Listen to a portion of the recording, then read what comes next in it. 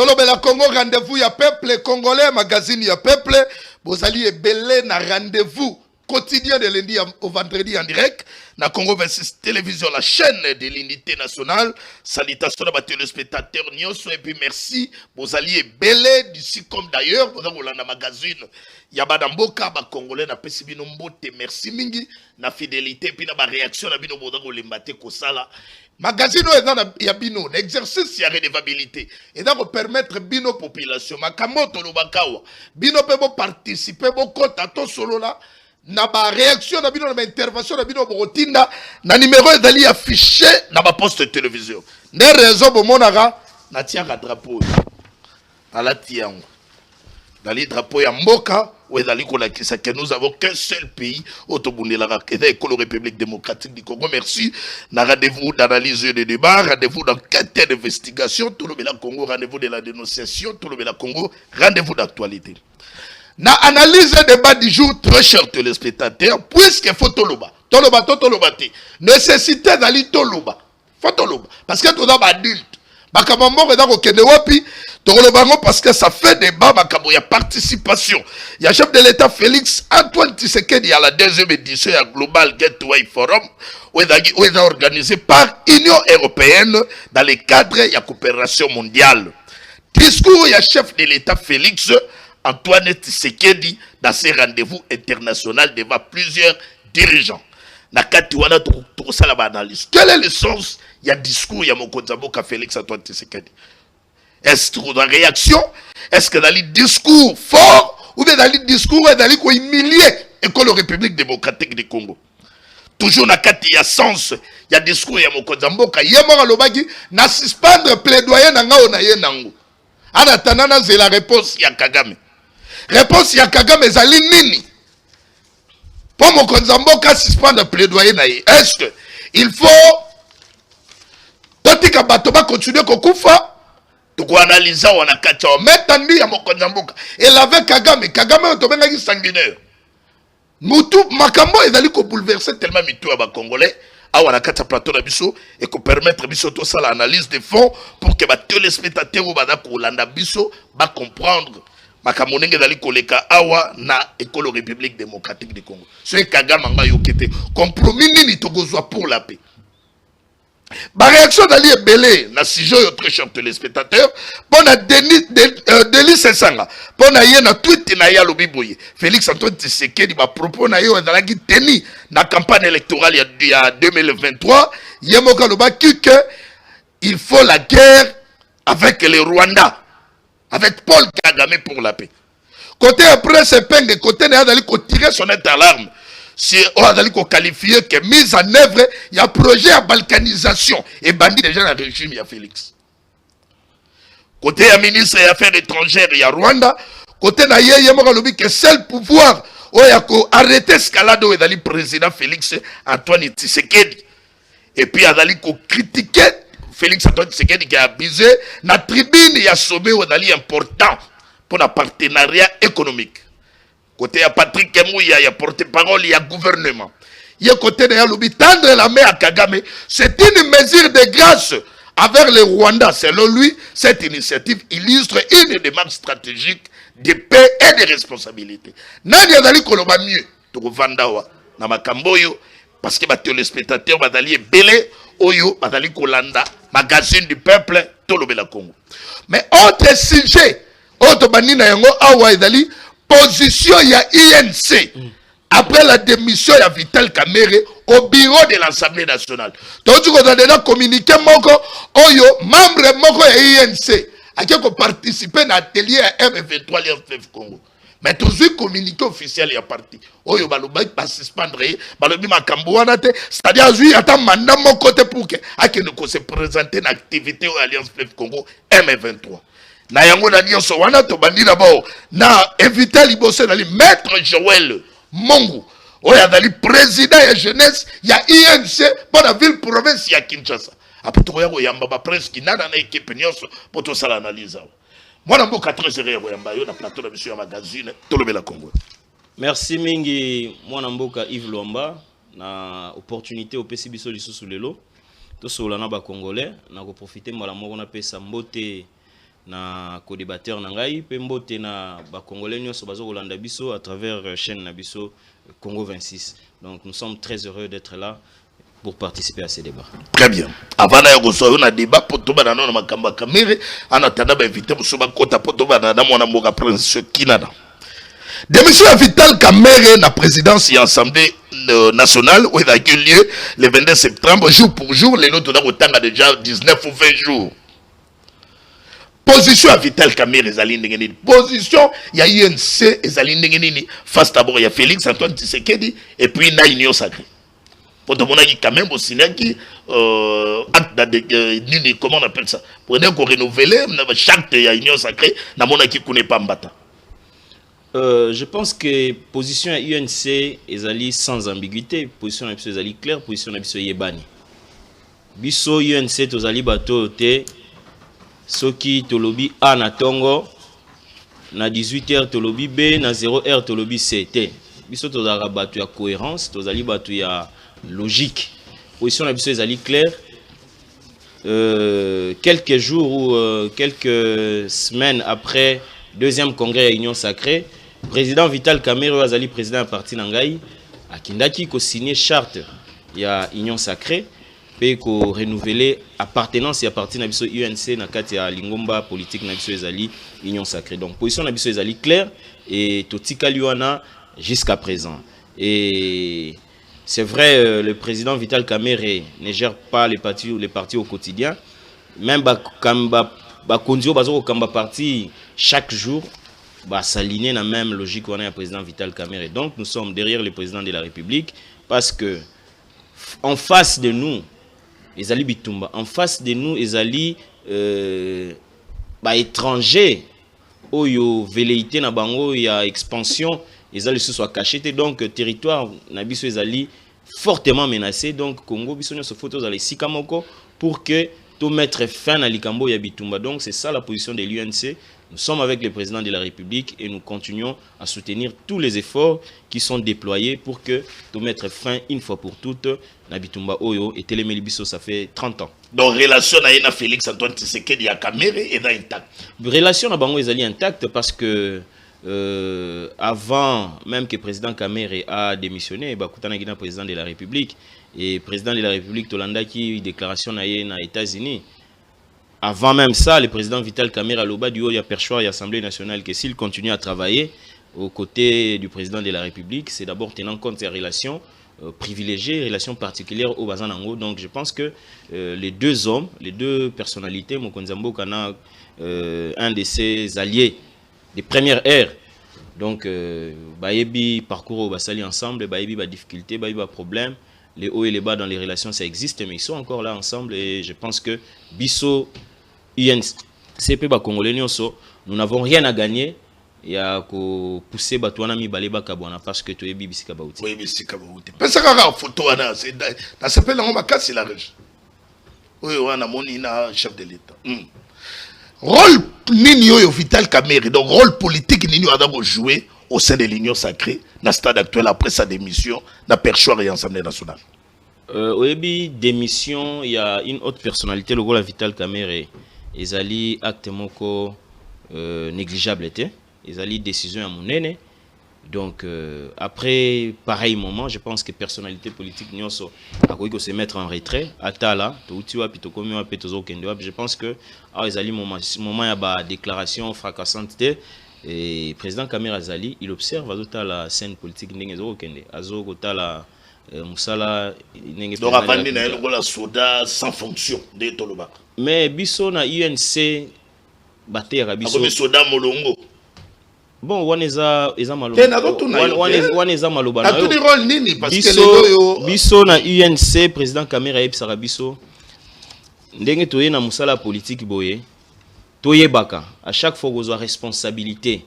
Donc c'est à partir ya moment ya élévation na yo il faut banda préparer pe comment okotika poste wana yango mona président Kamerhe a na difficulté te pour na démissionner pour azaka préparer ayebi que poste à l'état mutu moko botama na yango te. Donc tant aux yango yebake après 6 mois kotika yango après une année kotika yango après 2 ans ato sali na poste à l'état 5 ans 10 ans yebaka kotika yango kaka. Donc c'est dans cet état d'esprit de biso UNC tout ça et la politique. Nous ne faisons pas des questions de poste politique, des questions de vie ou de mort. Donc Kamere exemple Liboso a démissionné en 2009, il démissionné kaka na bitumba ya Rwanda. En 2020 sauf que Kitaki na parti au pouvoir à l'époque Joseph Kabila président de la République. Justement parce que il y a un moment na tunagi est-ce que démission na yo est-ce que agenda caché ça te ezali likambo ya agenda caché te soki président Kamere lelo alobi ke azaso na union sacrée te nazo mona prison ba ochaite kasi on a tuni donc les contextes ne sont pas qui na ye na mona ki tweet mo ka sala ki alobi ke et puis Kamere liberté pour préparer 2023 les kinaye azali Didier Kamere azali adulte azali père de famille azali muto asala musala à vivre indépendamment ya Kamere. Donc s'il a un point de vue à donner, je ne vois pas pourquoi vous allez lier ça directement à la personne de Vital Kamere. Vital Kamere a un parti politique, ce qui a l'obité position à travers la déclaration d'un parti. Et donc, nous ne pouvons pas lier la personne de Didier Kamere et Vital Kamere, même s'ils portent le même nom. Je pense qu'il faut la distinguer entre ces deux personnalités-là. Très bien. Maintenant, tout ce que vous avez il y a succession, il y a moteur qui succéder Vital Kamere dans le bureau et l'Assemblée nationale. Polémique dans moi, ma casse. Mais ça a d'abord photo à Jean-Baudouin Mayo. C'est important. Photo de Golubakaka, ils ont été malgré nos décisions à partir de mais néanmoins, est-ce que Jean-Baudouin Mayo a mérité dans un profil où il faut succéder Vital Kamere et l'Aperchoir et l'Assemblée nationale? Kouloutou Nabiso, Papa Nabiso, Jean-Baudouin Mayo, honorable Eli Abana Moamba. Je pense que c'est un homme d'expérience. Déjà, à la trentaine, Azali ministre Nambokao. Donc, Azali Moutou Abani a assumé la responsabilité à l'État. Moi, Namouké, ti lelo, Azoko Bazo servir population naie. Donc, je pense que Azali, acteur moko négligeable était sur le plan compétence, expérience. Il a été VP Miabidje il y a quelques années ici. Donc, s'il pense que Azali est intéressé dans le poste, qu'il s'exprime ouvertement.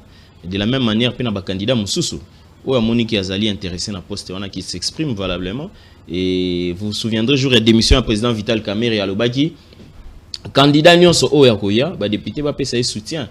Parce que, cause à la présidente de l'Assemblée nationale, les alliés, chose facilité. Hein. Et donc, ceux qui vont continuer à avoir cacophonie, à désordre, bon. Ça sert à rien. Na recommande, et pourquoi d'autres na. Personne n'a pas boji, et bien boji sakara. Personne n'a photo na. Et bien boji sakara. Azara na bino na INC ou bien Bokabwana. Bon, Aimé Boji, c'est un membre de l'UNC, un membre de l'UNC jusqu'à présent. Na moni acte contraire parce que démission il faut à la tacite, il faut à la claire. Que naza suna UNCT na lengo na moni était opposé acte ndengwana. C'est vrai. Na UNC ba topé ba accusera na makambo belé bilenge mutuna mutu azali na interprétation akoki ko pesa na ba faits et gestes ya yoko taka na ba grande réunion mutuna ko loba n'importe qui. Vous êtes le président, il y a jeunesse, il y a UNC na Kinshasa. Donc moi je pense que ezala honorable Jean-Baudouin Mayo, ezala excellence Aimé Boji, bazali ba cadre à UNC, soki bazali na démarche moko balingi ko mener, je pense que toko certifier démarche wana soki ba s'adresser na parti qui est parti ngala ngina comme président de l'Assemblée. Bon parti na biso bozara pe na moi député est-ce que na vous soutien ba député wana to lobaki wana ba contacter parti. Merci. Dès lors que salamité ezala ipa ya honorable Mayo. Donc les Congolais baza kolanda baza na besoin baza l'éclairer. Asa ministre pour le compte ya INC ou bien pour le compte ya Félix Antoine Tshisekedi parce que ba rumeur ezala kapé mingi par rapport ya poste ministériel ya da ko occuper. Azali ministre ya mboka. Adam ministre pour le compte ya kota ya INC ou bien na kota na ye ya deal na ya Bettina chef de l'État. Na pouvoir discrétionnaire à mokonza mboka asali choué panai. To eda Kamere ndatenda gikombo. Je n'ai pas connaissance, il y a deal moko entre président de la République et ministre Boji. Je n'ai pas connaissance, il y a deal moko ya Jean Rwanda. À ce que je sache, pour la première fois Aimé Boja kota ki na gouvernement ezaki INC mutetindaki. Et donc loyauté ya mutu na mutu ngana ko yiko yoloba en ce qui concerne les loyautés à Bojité. Donc c'est à lui de se déclarer loyal na parti nae ou pas. Parce qu'en politique, adhésion est libre. Démission peut être libre. Donc, Moutou a moniqué. Mais bon, vous permettre un peu de Moutou à venir et se dessiner mal. Peut-être qu'il y a un futur rebelle. Il y a Vital Caméra. Oyebi, Bisson à UNC, on a connu beaucoup de départs. Hein.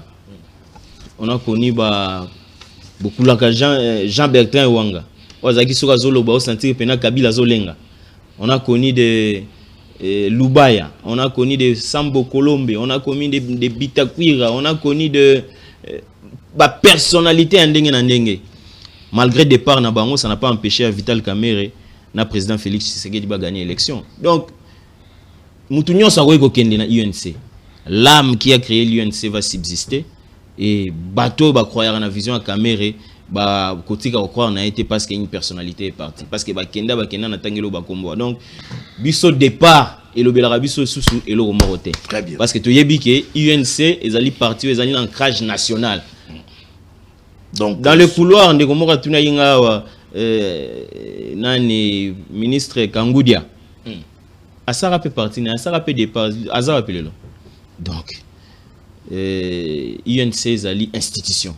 UNC ezali gabloté oyo soki okei li gablo fond de commerce et coité Kamerhe là ba militant bazawana nous allons continuer à vivre. Ce parti va survivre même au-delà de Vital Kamerhe. Voilà, donc des questions et plutôt fongola débat ya nini. Donc lelo ndenge daboye Kamerhe na UNC boda ko réfléchir te pour na mutu ko succéder na niveau ya Assemblée nationale. Non, ezali débatté parce que mutu moko sali sollicitation na UNC azate. Donc tout le monde a sollicité UNCT que toi accompagné dans l'élection là. Mais bon, il faut qu'on réfléchisse, non? Comme Kamerhe Zalagi wana bodape bon konzambora yemora lobi Kamerhe ali partenaire na ye allié na ye. Peut-être Kamerhe pouvait compter à Rotala que bon sur les longs nazate na il faut réfléchir que mutabo succéder na et ça la X ou Y. Non, il y a pas de succès sans successeur. Ça c'est normal. Mais je pense que question on a niveau INC na nous évoqué en côté et tout le monde non té candidat moko a télémi à lobby que INC ngai songolo ngai pakala naza candidat na poste de président de l'Assemblée na tout monité. Donc nous ne pouvons pas réagir dans le vide. Ceux qui va candidat bazali, le moment venu va se prononcer et UNC total dans quelle mesure quoi apporter bango soutien parce que tous un problème na mutu ata mon côté. Très bien. Ouais. Parlons maintenant de 2023. 2023. 2028 plutôt. Kamerhe sera candidat en 2028 l'élection présidentielle. 2028 est dans Moussika. On a 2025. Sur la tanga 2026. Mais yo jeunesse binone boda pour moi ya parti. S'il vous plaît. Oui. 2026 une année, 2027 2 ans, 2028 3 ans. Pendant que mboka na biso na bitumba, pourquoi biso ba congolais tolingo se focaliser kana makambo ya ba débat personnel? Ngana kokoma, ngana kozala. Uso nzamba commission te. Biso toza pressé te. Mais toza après. Oyo mono ozano yebi ke Kamerhe soki ba PC poste ya premier ministre, ba commissaire ministre, ba commissaire président de la République, pas peuple congolais, oyebi ka rosala sans difficulté. Donc Kamerhe c'est un homme qui a été préparé à diriger. Ce n'est pas un opportuniste, ce n'est pas un cheveu dans la soupe.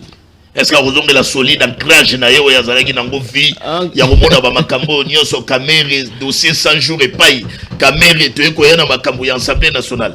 Est-ce que vous kozonga l'ancrage na yo azaki nango solide? Ancrage ezaka ancrage c'est la rata. Oyebi peuple congolais azotala biso azarazo baté. On regarde tout. Peuple congolais oyo azotala biso lelo. A comment à niveau que acteurs politiques opposés acte avant à observer à analyser pas une conclusion. Ba politiciens belé ba yaka ba oganga na télévision awa peuple atala bango quand c'est peuple on azoba on est besoin manipuler mais atala rabino au seka yango monaka après chaque législature au monde assemblée nationale bazaka 500 150 ka bazoni 450 ba koyi parce que peuple a comme une maturité à juger acte ba fait ba geste et ba acteur politique donc dire que parce que ba tout moko ba orchestrer campagne moko ya diabolisation ya manipulation que peuple a mordre na maison wana tozomi kosa. Peuple a s'exprimer na urne. Donc tous à la presse, tous à la passion. Voilà, dernière tous question. Tous à la mboka, tous à la bitumba. Et si ka peuple là, c'est la bisonde yango wana. Dernière question, c'est la question à secrétaire général, il y a parti ou les noms comme le président, il y a parti yensi. Billy Kambal. Alors on reprochait Mingi Balobi que c'était incompétent. Billy Kambal et Lelo Adana a dynamique pour travailler et surtout Kamer et Lelo sort nyoso Adana pour vivre et ça parce que Billy Kambal n'est pas au point. Il faut que Billy Kambal y a dans la remplace. Que pensez-vous? Est-ce que Yobo Koda Kotala Lelo INC Nenge Bozalaka Nenge Babanda Kolobela INC Bozaka Kato INC Lelo yo comme Billy, secrétaire général et président, il y a parti, INC a donc ça la régression à régression. Un autre débat sur les individus. Naoto Loba INC Zali institution. Secrétaire général Nabiso Liboso, Jean-Bertrand Ewanga, Akenda. Secrétaire général Yami Balé, Jean Baudouin Mayo. Secrétaire général Yami Satou, Aimé Boji. Secrétaire général Yami Nei, Billy Kambale. Chacun a fait son temps. Et pour déclarer quelqu'un qui a zali incompétent, c'est sur base des faits, des résultats. Billy Kambale a commis secrétaire général juin 2021. Tu travaillais à lobby, objectif n'a UNC 150 députés. Tu as une élection, tu vas atteindre 150 députés, mais tu as 37 ou 39 si je ne m'abuse députés. Tu as la deuxième force au sein, il y a famille politique n'a pas union sacrée en termes de députés nationaux. Ce qui n'a pas été le cas lors de la gestion à Jean-Bertrand Ewanga, parce que Jean-Bertrand Ewanga a 18 députés. Honorable Jean Baudouin Mayo a une vingtaine, mais Billy Kambale est incompétent, comme si on a près de 40 députés. Plus de 150 conseillers municipaux, 57 députés provinciaux. Incompétence en moins de Sigane. Je pense que au regard il y a un résultat, nous avons une incompétence mon côté. C'est vrai, dans chaque parti politique, il y a un problème parce que les partis politiques ont ici un intérêt croisé par les donc,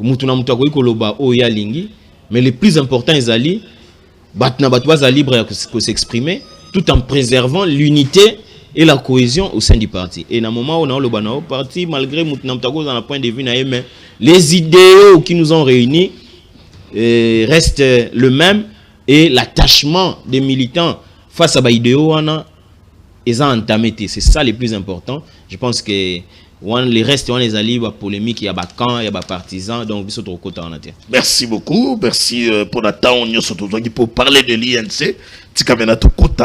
La grand sujet, invité dans Bissot. Ah, on a quatre plateaux. Je demande d'ailleurs à la régie de nous aider. Changer Bissot sujet. Et puis, tu as un fan dans Makamoyo, Oyo, Bakinois, Bakongolais. Bissikanyo Sobada Rolanda Bissot. Merci, Maître Arnold. Prenez la place, s'il vous plaît. En attendant, on avance. La régie va nous aider, très chers téléspectateurs. En attendant, on va changer de sujet. On nous prépare aussi la vidéo. Il y a moi, Mboka Félix. Antoine Tshisekedi, na forum, Oyo, ça suscite tellement beaucoup, ça fait beaucoup de bruit. Et puis, on a quatre plateaux, nous avons cette obligation d'analyser. On suit d'abord la vidéo et on se retrouve tout juste après. On suit les... Et donc, le plaidoyer que j'avais prévu pour appeler à des sanctions, je préfère le suspendre pour le moment, en attendant évidemment d'avoir la réponse du président Kagame. Nous avions des tensions pour vous proposer de travailler ensemble, de rapprocher nos peuples, nos communautés, pour le développement et le bien-être de celles-ci.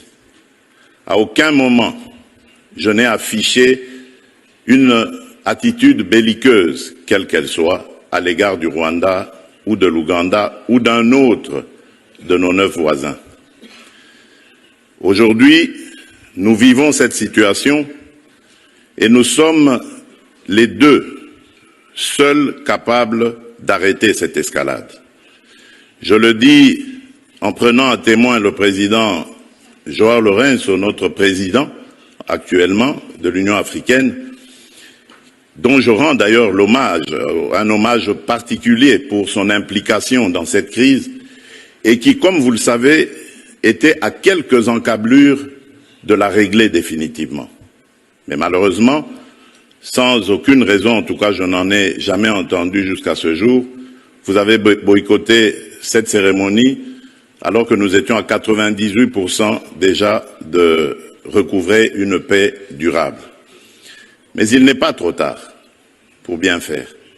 Et c'est pour ça que je prends à témoin ce forum et à travers lui le monde entier pour vous tendre la main, Monsieur le Président, à ce que nous fassions la paix des braves. Et cela demande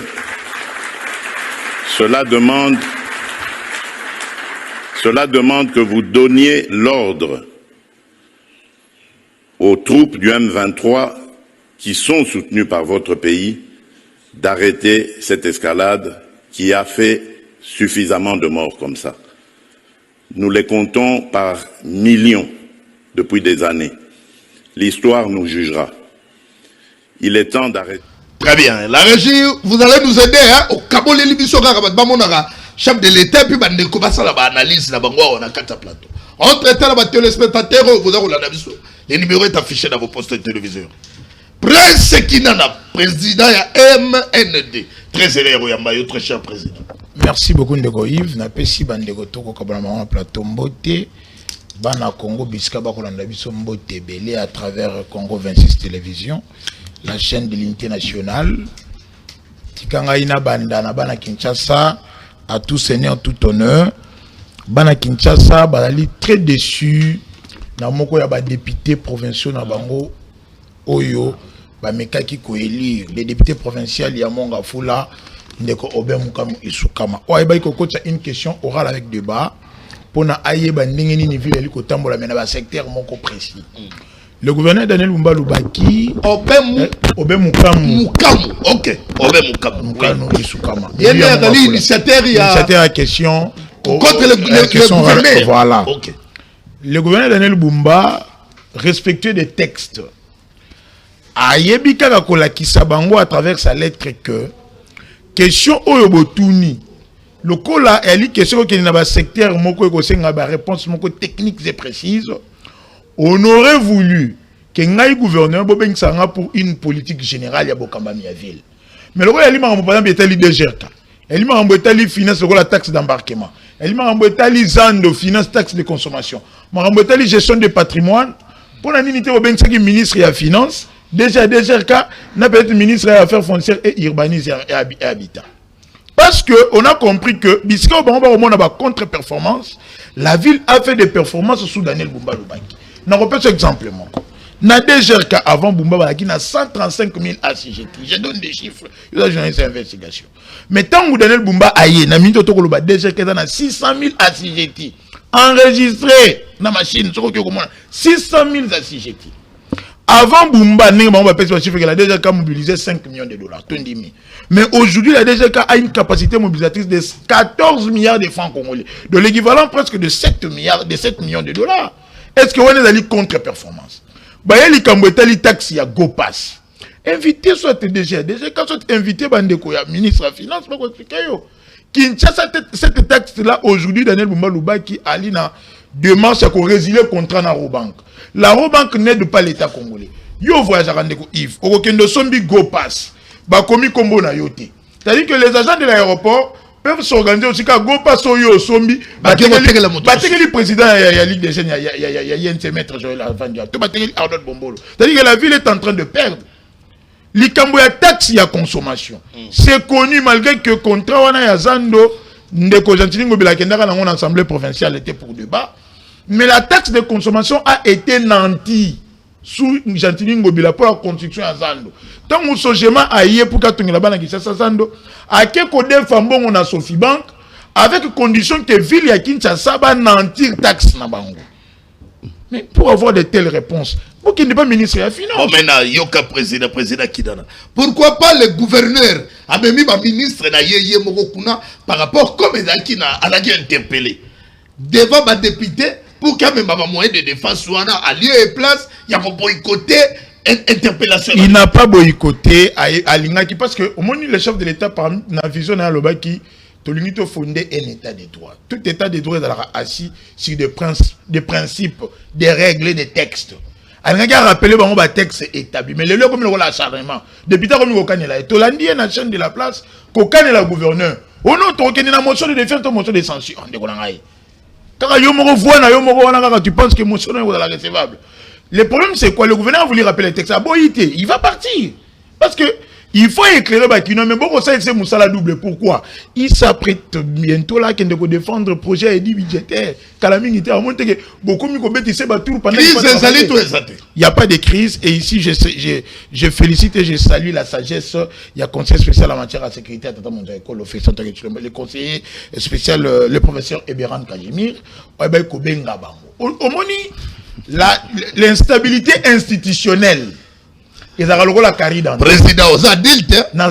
Donc, donc, conseiller spécial, il y a chef de l'État en matière de sécurité. Mais Abengi, bon, oh là là. Mais il y a une crise institutionnelle.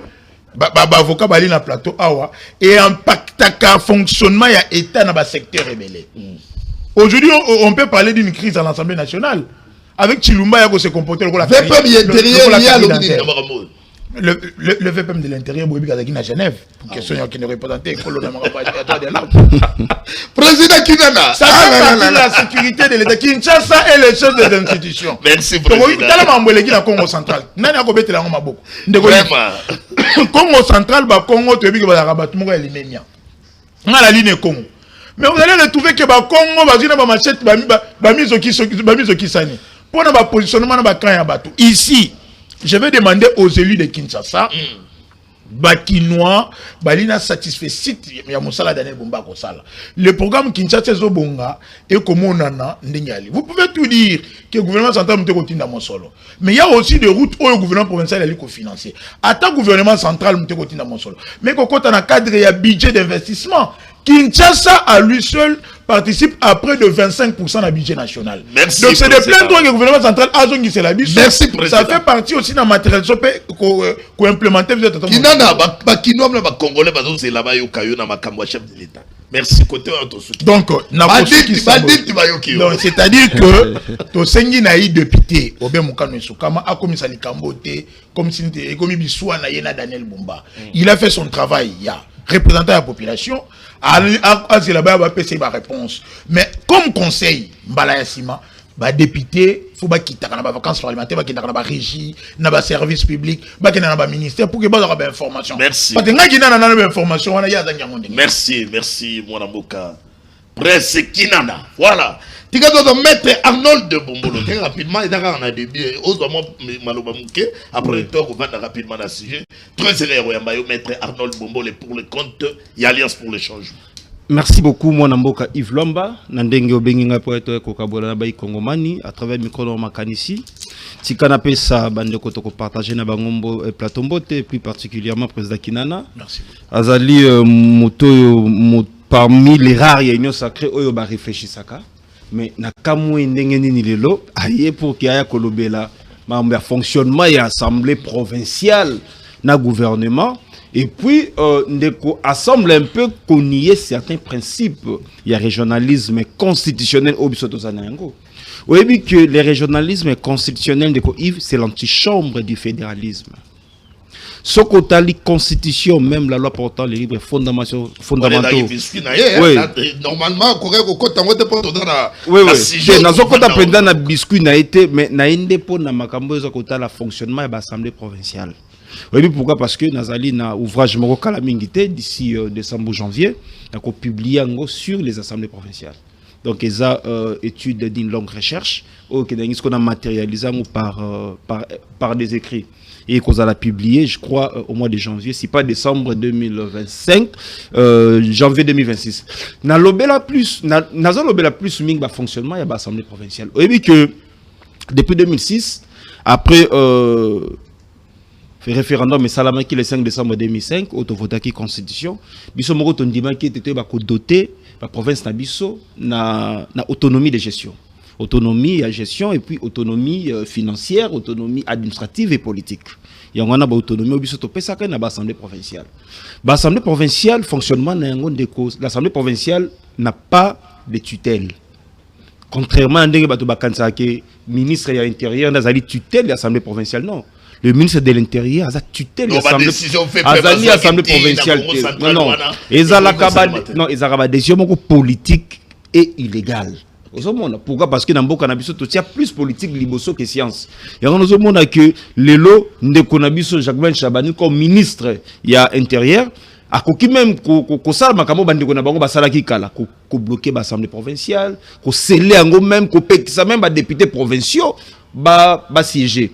Ils allaient en violation, il y a un texte de Mboka Nabiso, en violation, il y a constitution, et puis en violation, il y a loi portant les principes fondamentaux aussi, la administration des provinces. Si j'ai déjà battu, oui. Kabola, c'est quoi? Les discours à chef de l'État. Kabola, comme ça, mon Mboka côté naïe, amiga coupé sa vacances. Nalandi tweet na yo. Adeo ya koyoka badeli se sanga o ya lobike mokonza mboka, alobaka solution avec les Rwandais pour ça la guerre. Côté ya presse penge ada koloba que déjà régime ya Félix bata na tendance ya la balkanisation ya mboka. Côté ya Rwanda côté na bango kuta tolani ministre des affaires étrangères na bango alobi moto koki kokata escalade au niveau sedaka Félix Antoine Tshisekedi et puis côté na bango a critiquer comment s'abuser na tribune ya sommet est importante pour le partenariat économique. Dans l'année payo côté na yo lobby chef de l'État a humilié Congo. Ba humilié Congo na nini mwana mboka. Yango wana motuna batuni yao. Est-ce que c'est une approche stratégique ou c'est une humiliation? D'accord, on a 3 minutes, tu as la montre pour te faire découper côté là. La montre ndeko Yves. OK. Oyebi ke nga déjà na ya maloba na yo. Ngai déjà na pesi position na ngai na propos ya président de la République ndeko Antoine Félix Tshisekedi Tshilombo. Oyo a humilié davantage Mboka Nabiso. Oyebi humiliation na ye et outi na ba déclaration contradictoire et active na ye moko. Il y a pas longtemps, président Tshisekedi, peut-être à Bossani, Aloba qui était à la moindre escarmouche, je réunirai les congrès pour attaquer le Rwanda. Asukaki Wanate, Aloba qui que je n'ai pas besoin d'arriver sur le sol rwandais. Même à partir de l'RDC, je peux attaquer le Rwanda. Oui, je peux attaquer le Rwanda. Voilà, je peux attaquer le Rwanda. Est-ce que on a une déclaration de paix ou déclaration de guerre? Et c'est là qui déclaration de guerre, et c'est là qui déclaration de paix. Contrairement à comment on a Yves na Bruxelles, biso to kanisa ki lokola ke président Tshisekedi akozwa maloba pona aloba makambo ezali ya tina pona mboka. Ndeko président Tshisekedi accueilli ko pleurnicher. Et alobi na suspendre plaidoyer. Accueilli ko pleurnicher. Pardon, d'abord na sayo. Alobi na suspendre plaidoyer na yaki nango. Pona senga ba sanction na Kagame. Mais ndenge na moni ya zawana na suspendre nango na bombi. Ala bimisa cheme tandi Kagame na dans besoin na auto solo. Makambo efonga na yo. Et puis alobi na suspendre plaidoyer na c'est la réponse à Kagame na sou. Ma beza autre. Ndeko Yves Nazakoya. Oyebi ke ko pleurnicher ndeko Joseph Kabila face à Kagame ya ndeko Tshisekedi face à Kagame pona ngai constitue la haute trahison. Ndeko Tshisekedi mérite une poursuite judiciaire. Oyebi que la RDC a besoin d'un leader fort et intelligent à la taille de sa superficie.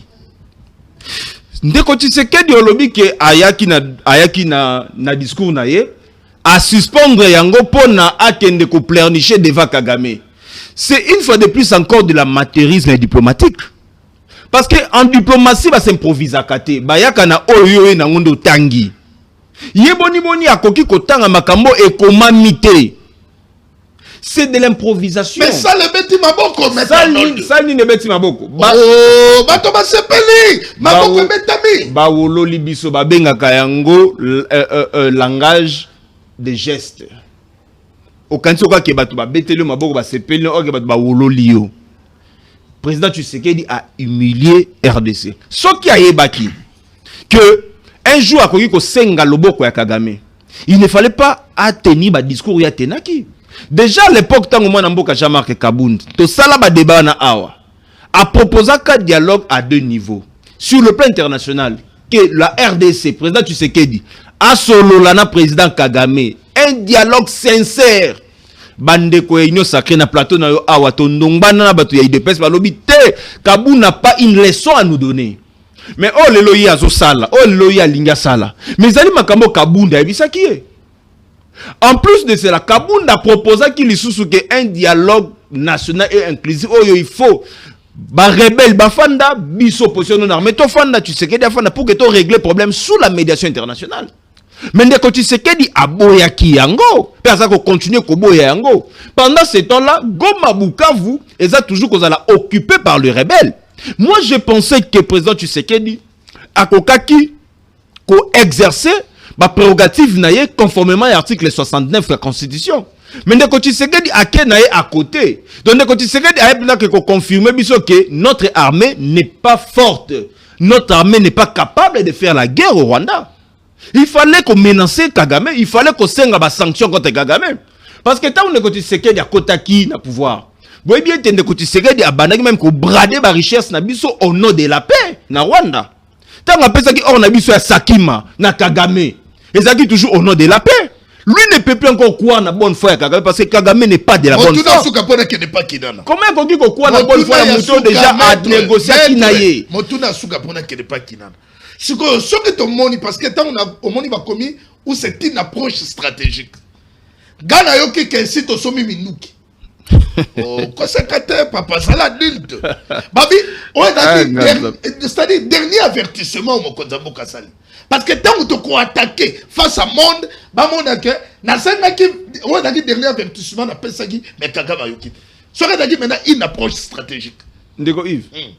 Et là qu'on dit nous comprendre par une approche stratégique. Mais quand tu sais que les boko azana nous koye battre est-ce que tozali na guerre ou il s'agit d'une agression? Ça va parce que quand tu sais que dit tantôt logique na eza ya guerre, tantôt logique na eza d'une agression. Alors tozo comprendre face à ça et ko senga que biso baï congolais to ebaki mboka na biso eza na besoin il y a un président fort Oazali na leadership moko fort et intelligent, capable de faire trembler un petit pays avec une superficie de 26 000 km². À Sakanana pays Oazali na 2 410 km². Merci. Ça c'est de la honte. Merci maître. De quoi il y a une chose à bombi, dans la calme, yo la souka. Tikado que non n'est pas il y a presque nana. Natanga yo lobby na Twitter na yo. Presque nana dans lobby discours de Félix Antoine Tshisekedi à Bruxelles entre volonté de la paix et calcul diplomatique. Oyo qui peine de gonenga lobby wa 3 minutes ou 3 minutes 30 secondes, ça va t'arranger quand même. Olimbola yango na ba congolais pour ba comprendre. Pour ma kambo royo mo na ba tususu nega sen pepe na yo ki ba do sala quand même ba checking gratuit. Donc il faut que de pour comprendre diplomatie à Félix parce que c'est très compliqué. D'abord maladie à opposition au Congo. Il a que bande ko na ba kansa que être opposant il ko contredire union surtout. En fait au Congo l'opposition est dans ADN à contradiction. Et bon, même place de single d'évidence, Toyokani, même place intérêt national est allé. Même est-ce que c'est une cohésion, bon, on va téléméler la réunion surtout. Pour comprendre Fati, il faut qu'on ait une réaction à l'international. Première réaction, André Flao, ministre des Affaires étrangères belge. Alors, tu as toqué déjà avec la photo, il y a des potes RDC Rwanda, quand le président Tshisekedi tend la main et parle de paix, la réponse de Kagame est indigne. Mais dévoile au monde entier, si c'était encore nécessaire, le vrai visage de l'envahisseur guerrier. On ne peut plus continuer à ignorer cette guerre, il faut agir avec force. Na tribune nangana lobi boye pona yisape bandeko ya opposition ba obakolanda biso. Voilà. Fati n'a pas changé de ligne. A-t-il quelqu'un na ligne moko? OK. Depuis Bitumba o e bandita mo sali anamnèse nango. À comprendre qu'il y a une deux dynamiques. Externe et interne, approche de Moko. Processus de Luanda, Nairobi, Doha, Washington, c'est-à-dire démarche formelle et informelle, et là, il y a Kambali solo, comme l'exige les instruments juridiques internationaux. La Convention de Montevideo, en cas de conflit entre États, les règlements pacifiques y a différents dali meilleure solution na irénologie étude de paix balobi pour na ko gagner bitumba approche ya malamu la yali solo.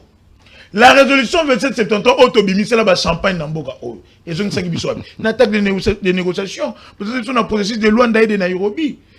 Président de la République a accueilli dans le forum wana elle de portée économique. Namutu na ye c'est provisé. Oui, ça a improvisation. S'il vous plaît, n'avez pas il a improvisé le discours. Qui n'a d'accord oui, a improvisé le discours. Ok. Et ça même m'a bêté. Et m'a bêté. On peut développer improvisation et un discours. Il faut pas de distinguer maloba oyo candidat président de la République c'est que dialoba dans la campagne devant ba partisans ba militants et union sacrée. Na maloba oyo président de la République chef de l'État koloba na ba salon diplomatique à portée internationale. Très bien. Avant hier, il y a eu Cyril Ramaphosa président de l'Afrique du Sud à lobby. Oh, na koyoka solo ya kimia na salle oyo. Ceux qui vont moniter, peut-être il y a la naïka peut-être extrait c'est qui dit dans les réseaux sociaux. Cyril Ramaphosa koyebisa Ursula von der Leyen que ceux qui vont voter la tête dans salle oyo, toali na débato. Bayoka na raté. Oh bayoka na raté. Bitumbe ali kuna na région na biso Afrika. Région oyo ali na kita ebele. Oyo peut-être mokilo mbali bazie braqué région à Grand Lac, président na RDC na kolobela, président Tshisekedi na président Kagame. Kagame tangu azu parle pas c'est Kagame qui avait parlé avant Fachi. OK. Donc il aura pas d'autre ya Kagame wana que net à répondre hier Kagame loba qui avant Fachi. Wa lobeli makambi baba on débat ba pesa ba Fachi yango bolmoni que ba réponse na bango vidéo ko mona na té et bimika na réseaux sociaux. Très bien. Kagame tangu akeloba na licho alobi ah toye makambo ma solo ya makambo etali économie ba opportunité et autres to benda ba solo pour na to investir. Mais batu misusu bakoya ba luka banda kolela lela ba funda batu ba lukela batu ba sanction abaka il facilite non na obeteli solo pas la kende a condamné président Nabino pendant kolanditi Kagame abwakeli facilite cho alobi awa toye ko luka mosolo to ne remettre ba mboka la biso toye likambo ya cop mais batu misusu bakoya bakomi kolela lela ba luka ba funda batu ba lukela mamba ba guerre. Yango Fachi tangwa mataki. Donc Fachi est venu répondre à Kagame. Quel a dosé? Na discours na ye a provoqué qui a oh mais je vous dis non. Donc na guerre oyo en relations internationales, il y a deux approches. Il y a le soft power et il y a le hard power. C'est-à-dire que la force dissuasive armée nabiso. Fachi a tel on a beaucoup perdu. On compte des millions de morts. Akenana soft power la voie diplomatique. Biso guerre sur le plan diplomatique to gagner Rwanda. Il y a eu plusieurs sanctions. Facha qui n'a boula lobby, ah ouais, l'Union européenne. C'est parmi les principaux soutiens à Rwanda. Nandenge ya multidimensionnalité à guerre yango. Il faut na yana sengele lisusu ba sanctionner lisusu. Aka ba sanction awa nenga yeboy. Azonga maboko pamba. Nenga game ya welima welisa ke kolela lobby te. Awa tu manga kop tu manga. Donc Kagame bandi. Kagame bangaki. Yango moni fatita ngazu parole à lobby. Na yaki na sengelo ba sanction. C'est cela ngana ko bengango, c'est une approche stratégique et diplomatique. Très bien. Na yaki na sengelo ba sanction. Mais loko la monio na ko sengo ka eloko moko. Ndima to sala kimia, ndima to sala des escalades. Pesa mot d'ordre ba M23 ba longwa na ba sol na ngai.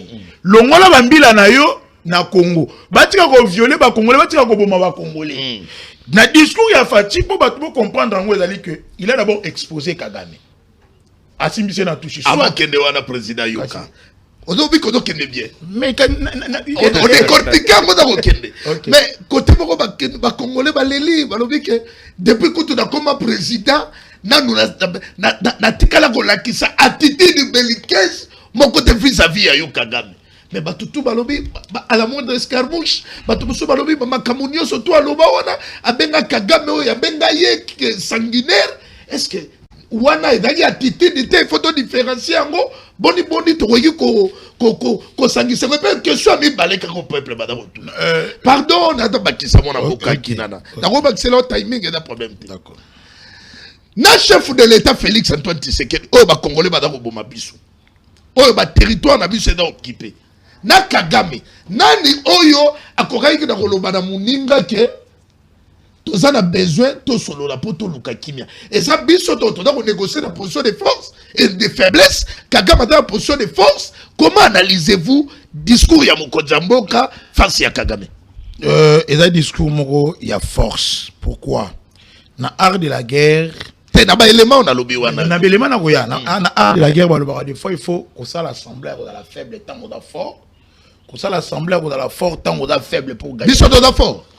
Biso sur le plan diplomatique na minute RDC ça fort. OK. Mais na terrain na théâtre il y a opération tout à faible parce que au moment que armée na biso repliaka biso to ko subir ba perte ba investisseur ba kuna ba natif ya Grand Kivu. Soko tali ndeko Vital Kamerhe to ndeko Bati Lukwebo ce sont des gens où ba perdre en termes ya bateau va perdre en termes ya investissement ba congolais belé. Si ko metandi na ya Mokonzi Mboka. Metandi ya Mokonzi Mboka. Position de faiblesse. Et la position ya force na tribune wana na ndena betelo l'histoire. OK. C'est-à-dire que à piéger Kagame soit tondimi et mokili emoni ki ezalaka pena yo mutaka na sima ba M23 mango wanga naka atatu wana doa ministre no ayaki. Soit au bout, mon qui va monique yonde peno alikai na oko na guerre continue ba congolais ba kufa aussi isolé diplomatiquement. Dans les deux camps, Tshisekedi a été gagnant. Très bien.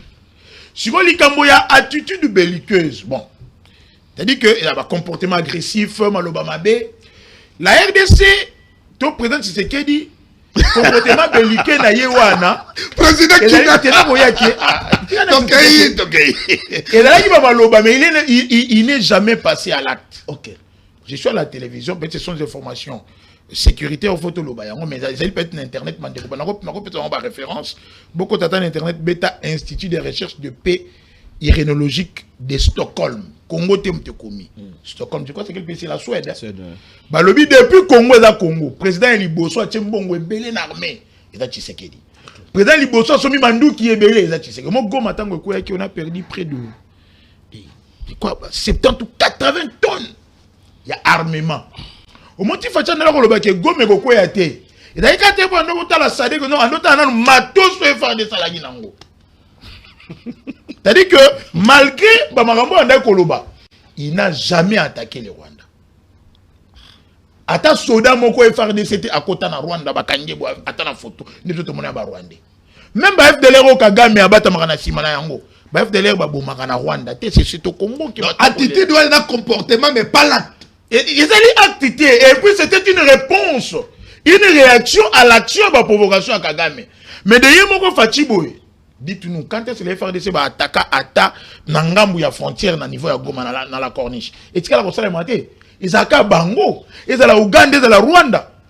L'Ouganda s'est arrangé va faire les frontières Bango Moko na Bunaga na Sanke Batuna Biso. C'est un comportement belliqueux. C'est une provocation. Très bien. So que ina maagi. Biso to ali en une mutualisation des forces. Mais au moment où troupes ougandaises bali ebele ko le ba FARDC. OK na place nous au moment attend sur la FARDC moralité. C'est pas comportement moko. Merci président. Donc ici, ba congolais va comprendre que discours à Fachi et s'inscrire dans la ligne haute la rango déjà va protéger tout pays et s'inscrire dans la résolution 2773 et d'aller piège attendaki na Kagame. C'est une stratégie diplomatique à la Kisabango. Que bon moni ninga yi kolela déjà que a okengana ko funda ye. Natiki na ko funde te. Bo Kagame ndima to sala kimia. Hein to katalititi ne to benga ngwe pa banoko, une paix de braves. Obomelinga batu ebele. Mais même dans toutes les guerres du monde, Allemagne et France, merci président. Aujourd'hui, ils ont fait la paix. Donc, dire que le discours de Fachi est une humiliation pour le Congo, elle dit qu'on méconnaître le mécanisme de diplomatie et Marsaka. Et puis, il y a qu'on méconnaître. Merci président. Merci président. C'est une fierté pour la vie. Mais la maille, on moka. On peut s'y mécanicier adulte. On a réfléchir pour la moka.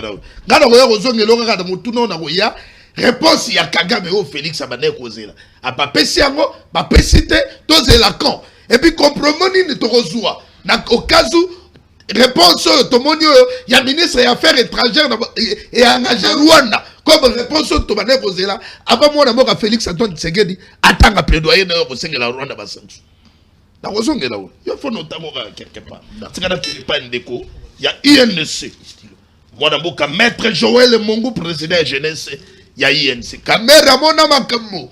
Kamera. Yaka bandeko moko babinaka soki maloba au chef de l'état lobi ezalaki Vital Kamerhe. Ah, mais lelo na union sacrée babengani. Ya. Mais il gako zala ndenge ni. Balingaki ba On va finga te ye. répondre ngo soki na Kamerhe. Amoni sikoyo était président de l'Assemblée nationale. Amoni sikoyo Kagame. Alobi maloba au chef de l'état lobi. Je pense que Batu Oyo Bayaka ko critiquer to ko finga Vital Kamerhe chaque fois prennent sa position face à une question ou une autre. Je pense que Zali Batu Oyo sur le plan démocratique nanu ba qualité parce que démocratie ezali pe diversité d'opinion ezali opposition té. Très bien.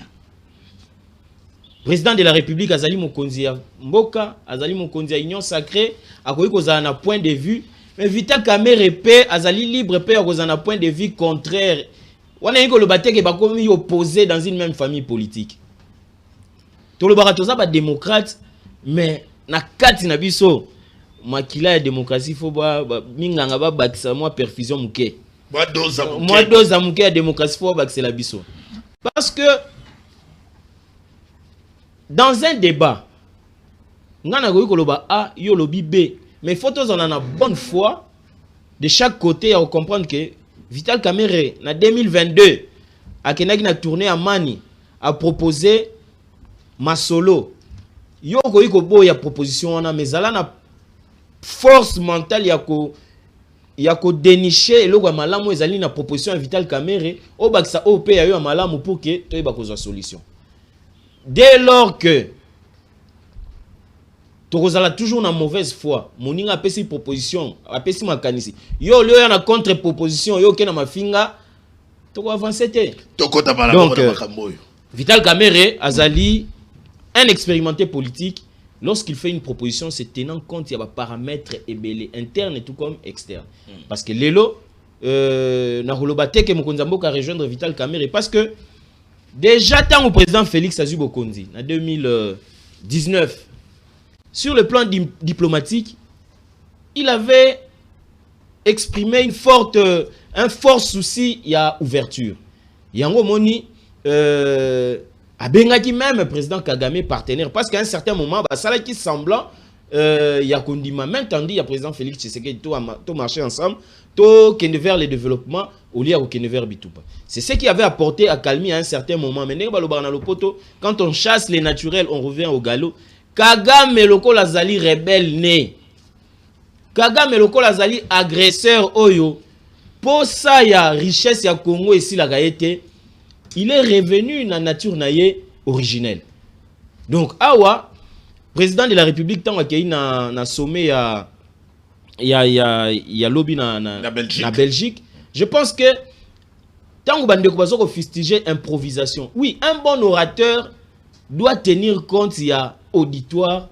Au cas où il y a un discours mususu, mais si vous écoutez température il y a auditoire, tu peux improviser ou changer pour que vous capter auditoire.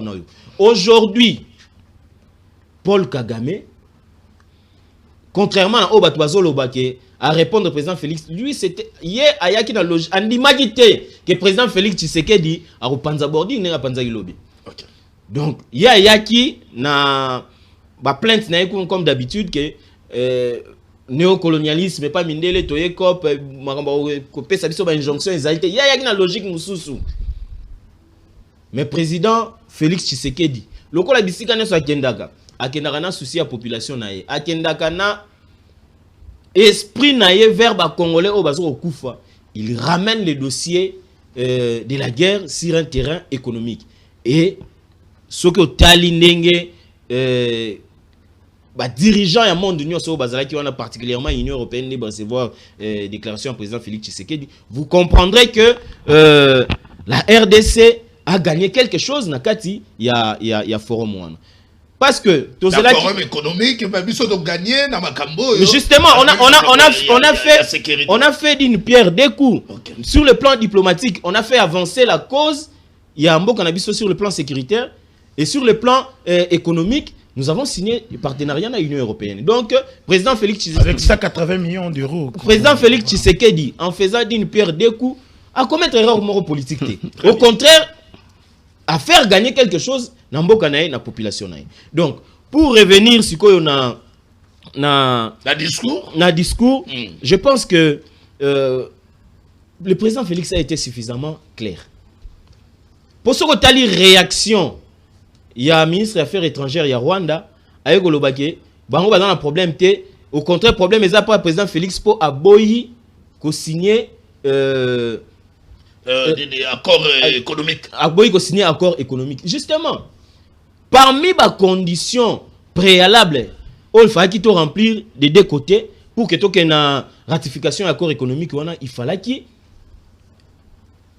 sorti, départ, il y a des troupes rwandaises du sol congolais. Ce qui n'a pas encore été fait. Donc, dès lors que notre communauté, c'est tout à fait normal que le président Félix Tshisekedi mette un frein pour que le Rwanda s'exécute à récupérer les militaires. Le reste business, tout ça, là, pas apprécié pourquoi. Pourquoi pas apprécié? Bon, maintenant, Yokasko Motuna Nangaï. Motuna Liboso Dali, puisque la carte est union sacrée, on s'attaquait à Vital Kamerhe par rapport à votre discours. Quand vous avez dit discours, il y a mon Konzamboka dans cette tribune.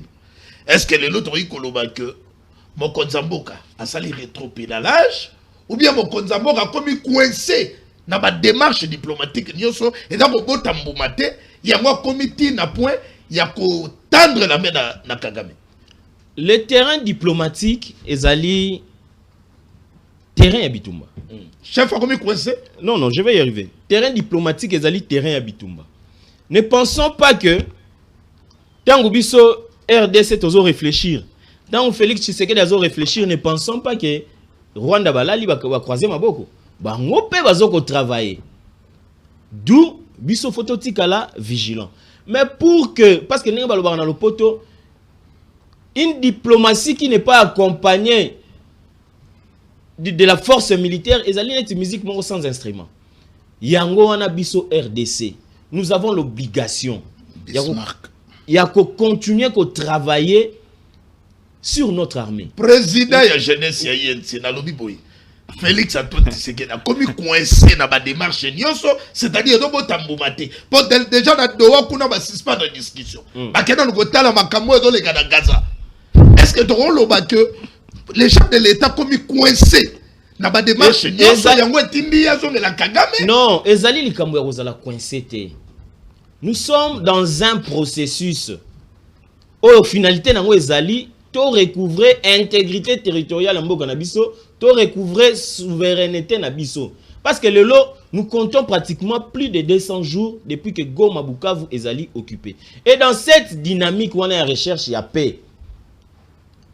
Toutes les voies où il faut concourir pour que tu aies un objectif, on a attention à paix, tu peux utiliser un mot. Merci. Tant que le président a improvisé discours. A improvisé, il utilise toutes les manettes à sa disposition. Non. Improvisation, on a Ezali en tant qu'orateur, au commis dans un auditoire, au monique Awa. Et d'héroïne là. On comprend, improvisation, on a il y a une préparation, non, je n'ai pas dit ça. Improvisation, on a tenant compte de l'auditoire, il a tenu un discours pour faire avancer la cause de la RDC.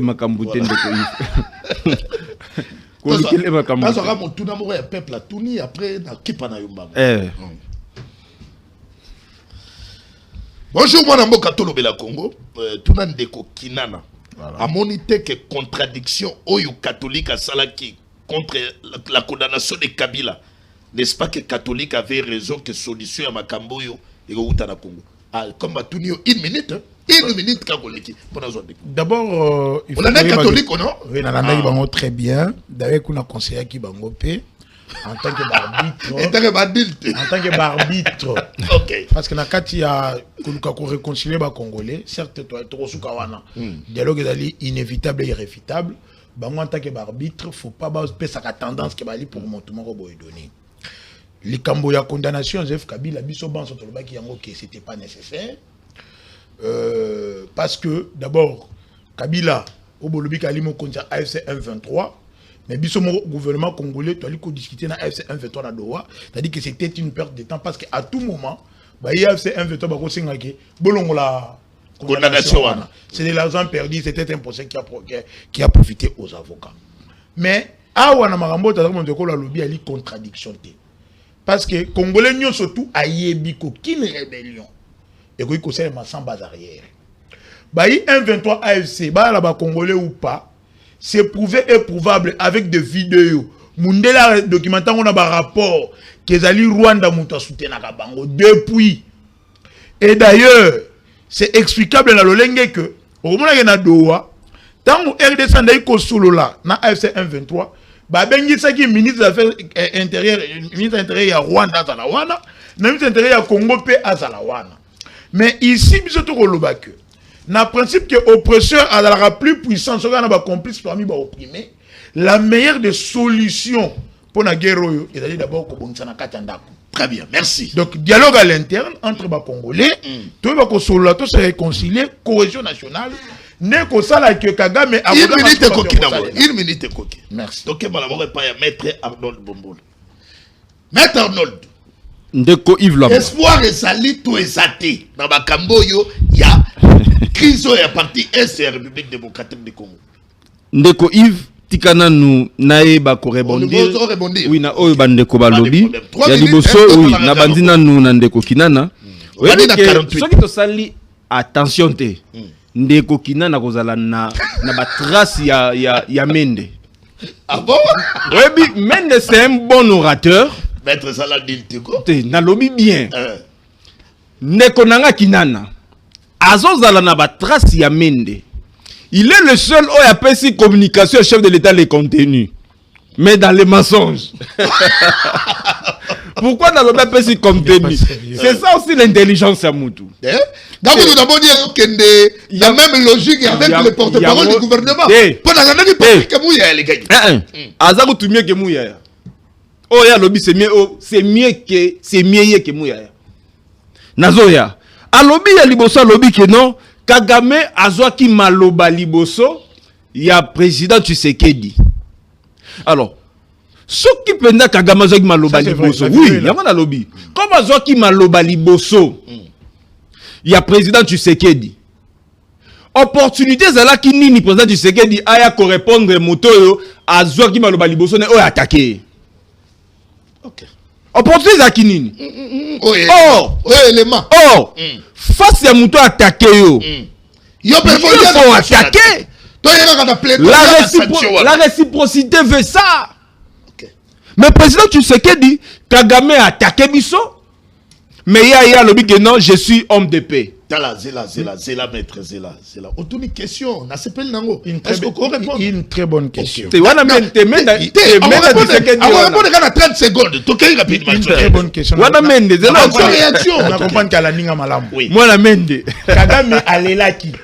Président Tshisekedi ayeko kopetse et yano ale piégeant. Voilà. Kagame abangaki. Okitene na loba. Kagame alobi atoye cop. Toyeko luka mosolo poto kende ko. Mais batu misusu bakoya aba okoma ko loba otegero nini. Tshisekedi alobi bon. Na yaki kutu na sengelo ba sanction. Mais na dossier ngo na. Ko mi yebela ki na dossier. Alors yaka siko to somo. Très bien. A piéger ye. Tosongi. Ozomo na taou na zolo. Alors on liango ou bien. Alors on liango te. C'était même na Tshisekedi. Yako na zolo baké. Il faut quand même Tshisekedi récompenser parce qu'il est le seul banda to banda au plateau na journal lelo. Na makambo discours Tshisekedi ameka kopesa contenu na makambo Tshisekedi a lobby pas défendre ngo asala lokola keza ya solo mais or qui a tapé à côté. Donc Kagame soki déjà maloba liboso.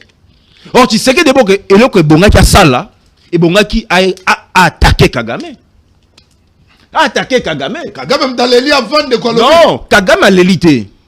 Oui, mais quelle la différence de Tshisekedi da Kagame? Kagame situation oyo ya mboka na biso a préparé yango plus de 30 ans passés.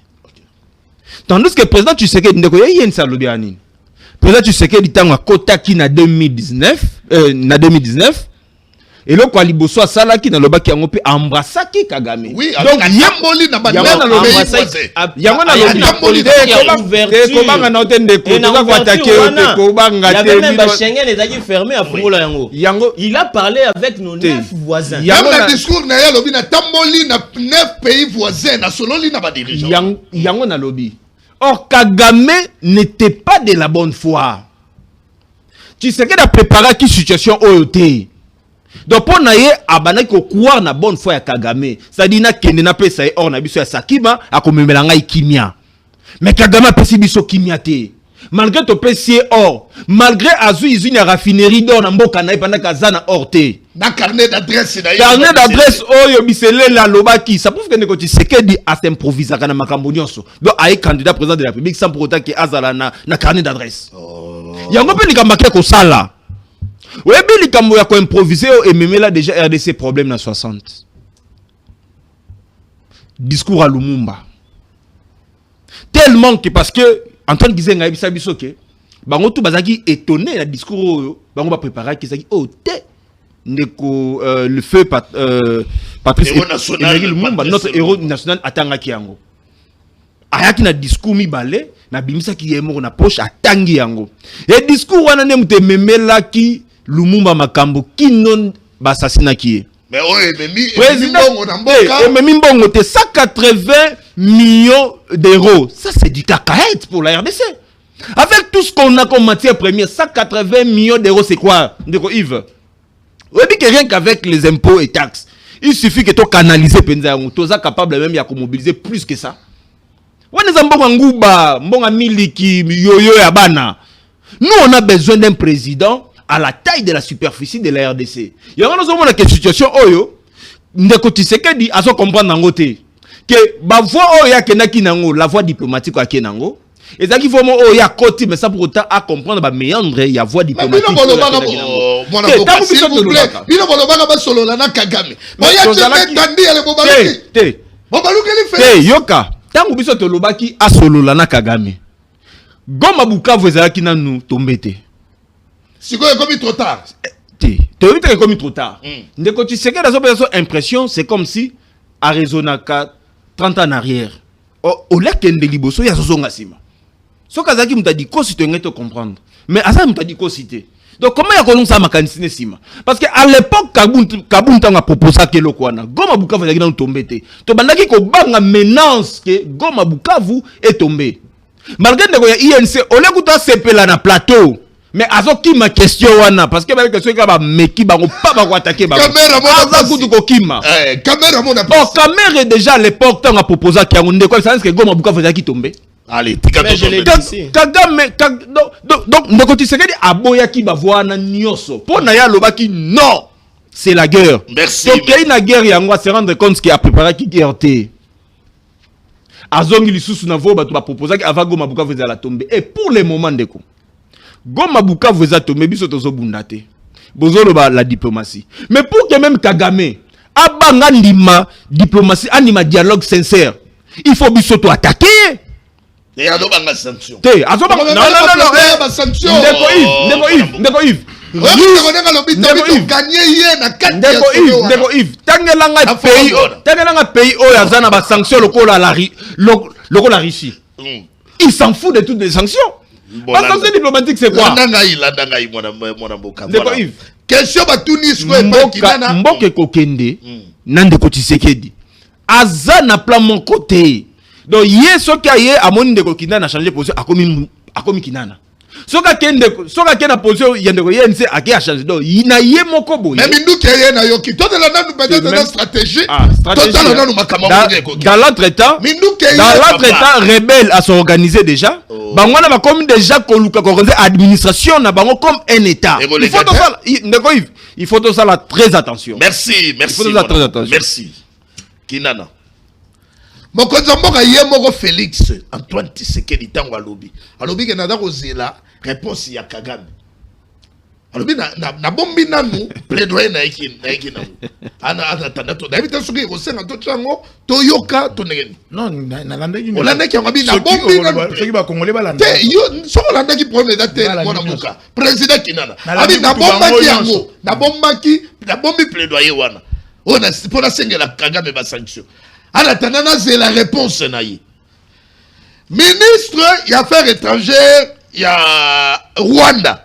Il y a côté d'ailleurs à critiquer le chef de l'État. On l'a dit bien. La tweet même Kagame a critiqué. Alors, il faut s'abuser dans la tribune de ce mot important où il y a partenariat économique. Même Kagame a critiqué. réponse to bande ko zela ba pesa Tshisekedi ba pesi to ba pesité. Donc Kagame d'abord a qu'à répondre dans le couloir. Mais là c'est normal parce que Azuma Tchacha. Qui va na pesa mote mo. Papa, bah moi la mène. Réponse à Kagame a dit dans le couloir.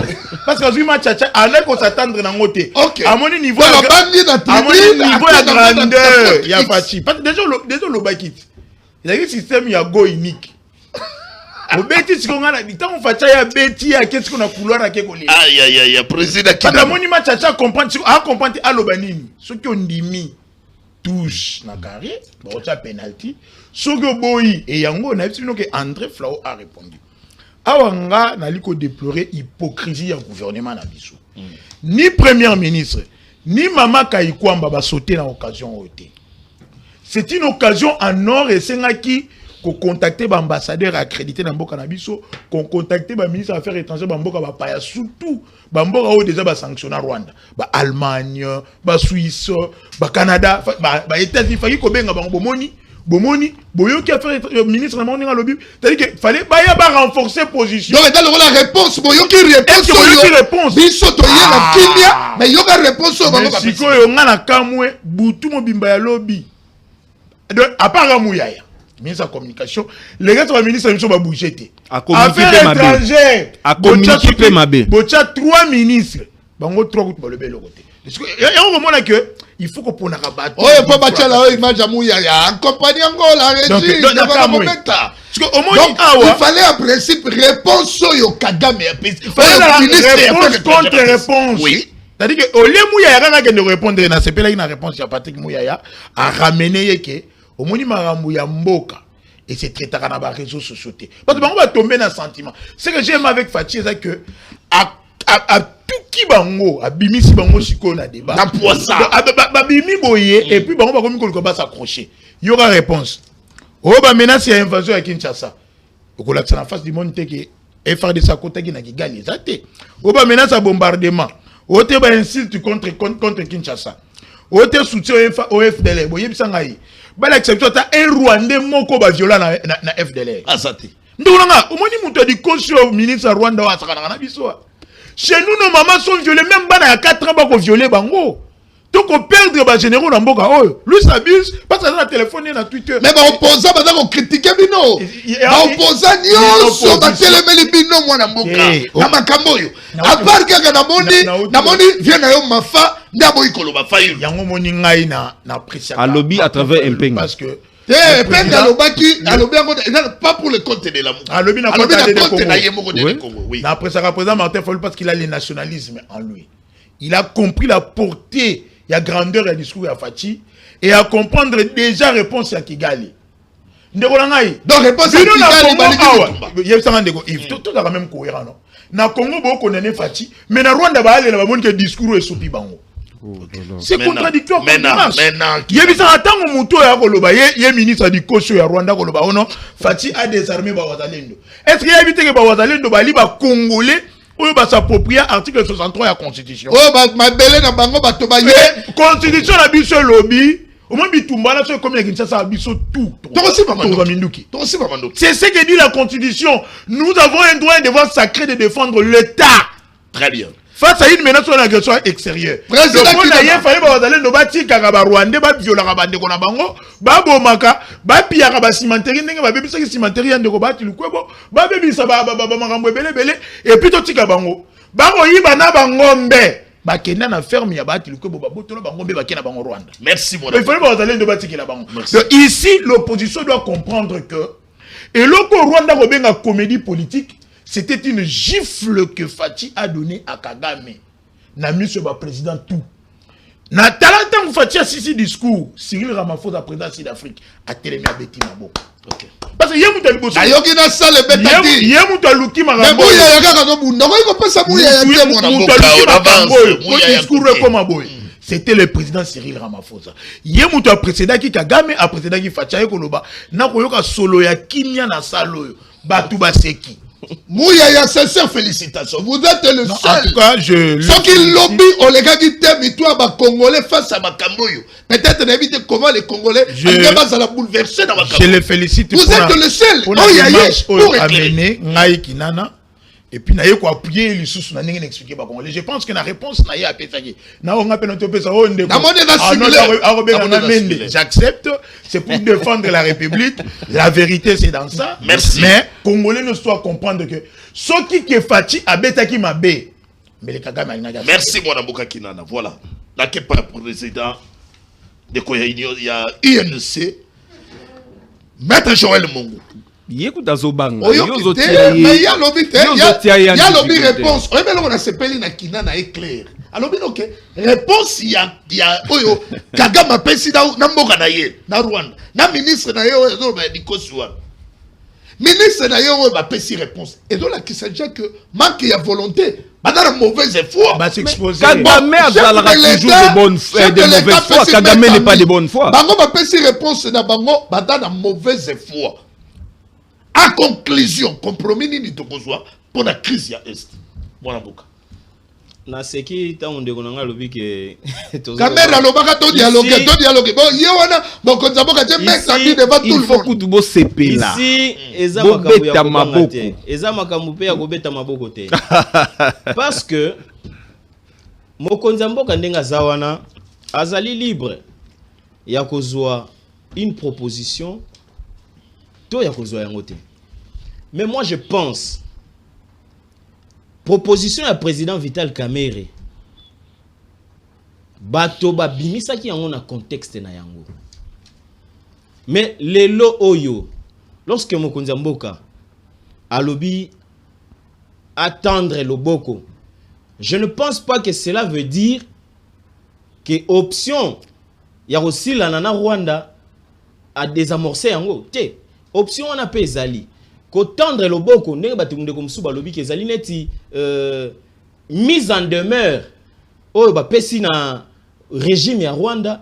Je vais aborder. Est-ce qu'on a qui n'a pas Maître Joël. S'il vous plaît. Maître Joël qui n'a tout dit. Abaneli kolobake nakati ya forum wana RDC dans qui fort. Justement, il y a ton commissaire Kagame na souka. Mais sur le terrain Kagame il faut pas bakangi ba territoire na biso. Yango na zoloba. Oui. Yango na lobi ke ezali une forme de mise en demeure parce que tolinga te biso RDC responsabilité ya ko mettre fin na bitumba. Ezali na ngambo na biso parce que biso nde toza occupé. Aujourd'hui, chef de l'état lobi ngana Kagame mwana Mboka ngana ye biso bibale. Pourquoi zo tika ngana na loba su na lobi boye.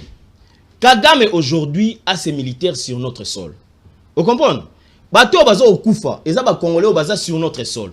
Jusque là, biso na to franchir frontière te pour tout toucher et pas ya Kagame. Ça veut dire il y a zane loko ko perdre te.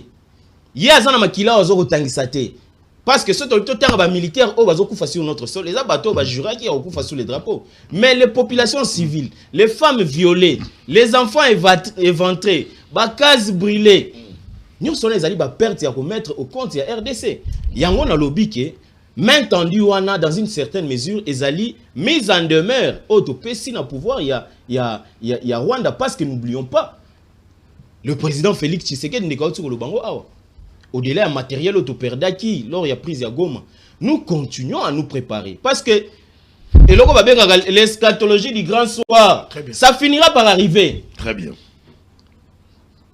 Indéfiniment, le Rwanda ne va pas continuer à marcher sur le Congo parce que nous sommes en train de travailler. Que ce soit sur le plan militaire, que ce soit sur le plan diplomatique, biso RDC, tozo ko gagner, tozo ko travailler. Nous savons, coûte que coûte, la victoire reviendra à la RDC parce que les Rwandais finira par quitter notre sol de gré ou de force. Voilà, Maître Arnold clôturé. Quel compromis pour la paix? Ça la réponse de Kagame. Mais les Rwandais au moins, à travers le ministre des Affaires étrangères, tout qui répond sur Yalobi. Entre-temps, plaidoyer, Mokonza Mboka, Abomaka, c'est la réponse à Kagame. Mais tu es déjà ministre de la Lobby. Mais comment tu as l'obagi liboso na yo c'est la réponse na. Il faut arrêter Tshisekedi. Il faut arrêter Tshisekedi. Mutalobi liboso na yo. Arose sous maloba. Mais la sisi motuna ke. Ante ta Qatar. Permettez-nous. Ante ta Qatar. Qatar Pekuna, Bakati d'abord va négocier. Non, Boulos a été récité par le président République à expliquer en gros. Kagame qu'est-ce qu'il devait faire sur Ngaï Kimia. Montant quand Fatia le bien ici. Ça les bêtes à ma boque, il fallait Kagame s'approcher pas Fatima Yamba. Tant que ceux qui ont mende, ils ont sacré. Quel gars là qui s'accandit Kimia. Voilà. Donc Kagame déjà allé se Fati à PC le beau combo. Masali en côté. Là c'est Akimi qui a un couloir. Il y a tout de quel compromis maintenant pour la crise. Ndeko Yves. Quand on a les gars qui ont silé, c'est un bon là-bas pour y clôturer. Oui, il y a le bas. Je prends la parole. Ah oui. La RDC doit continuer la pression sur le plan diplomatique. Il faut qu'on continue à isoler Rwanda. Ça, c'est de 1. De 2, il faut renforcer la capacité militaire à travers la formation, à travers l'armement. Il faut les lots pour réveiller conscience collective dans Mboka. Congolais qui comprendre ce que tu donc nous sommes en réponse à ma vie. Parce que tout le monde dit que Munguna ligne sous Kimiate. Baba banda kala wana toze la gani. Mais et ba approche na guerre ba merci président. Oh bunana muningo bimisi gauche, il faut droite. Biso to bundina Rwanda te. Biso to bundina Rwanda te. Rwanda a giflé biso tozo koka kozong sa giflé wana te. Biso tozo bundana Rwanda te ndeko. Qui veut la paix prépare la guerre. Et là, on a de Bongaka Sala Tango à Kotaki en 2019. Et Zala qui prépare la guerre. Tolobela lelo temps présent. Yango na zoloba. Mais passez rattraper Bissote. Passez à Tshisekedi il y a 2019. Il rattraper Bisso. Bino pe boyi na proposition pour dialoguer. Yango na lobby na stade actuel. Yango to lobby. Na stade actuel à travers ministre affaires. Non, oui, na stade actuel. Ndeko Yves. Et là il faut to salaire mutuya. Et ça d'abord organiser un dialogue national et inclusif entre Congolais. D'abord, mais l'unité de la RDC peut faire peur à Kagame. Nazo pe ça exemple ndeko Yves. Na Kabila nakati. Nazo na mena Kabila nakati ko. Nanga pe nakati. Nanga nakati. Bango tu nakati mais ndeko Tshisekedi. Ba Wilingoma. Ndeko Tshisekedi ntabenga M23 na Kinshasa non? Après Kinshasa balongo bazongeli mindukiti. Et bon soza ka corner ba sala ki pour que baba kanzembo kabiso to yebandeni. Bon soza sali dialogue Kagame ko luka mutu sute. Tete ndeko Yves. Oyebi soki to suis exemple il y a 2001 2002 na mboka na biso. Okomona ki RDC et loko et ça la ka keto résoudre ba problème na biso makasi 1 et ça d'abord dialogue. Toza la capacité wana. Et Kabila da condamné. Te eza ba aventure oyo ndeko Tshisekedi na régime baza ko sala. Tango biso toza ko pekisa bazo benga biso ba pro Kabila. Ngai kutu na lobaki ba caméra na bundele ba bikeno na caméra mais oh na caméra. Programme sur Congo 26 télévision. Toto Libido Botondi. Merci.